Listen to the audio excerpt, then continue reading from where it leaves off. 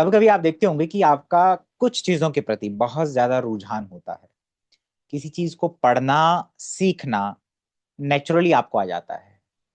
जैसे हम ज्योतिष की बात करें कि आपको ज्योतिष बहुत अच्छे से समझ में आता होगा, ज्योतिष में आपका इंटरेस्ट आता होगा। ठीक है, और ज्योतिष की बातें आपको इजीली आपको लगता होगा कि मैं पहले से सीख रहा हूं। चंद्रमा से पंचम भाव आपकी एक्सपीरियंशियल मेमोरी को दिखाता है, यानी आपकी अनुभव स्मृति, यानी कि आपका पहले से क्या सबकॉन्शियस माइंड के अंदर है, क्या आपकी पूर्व जन्म की कुछ जो नॉलेज है वो चंद्रमा से फिफ्थ हाउस के अंदर आती है।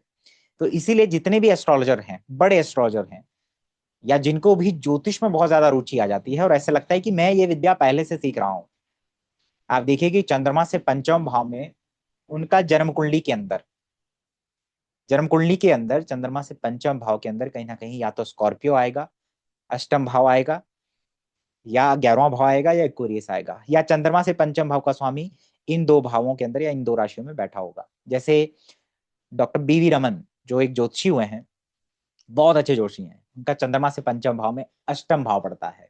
सी एस पटेल साहब चंद्रमा से पंचम भाव के अंदर अष्टम भाव पड़ता है।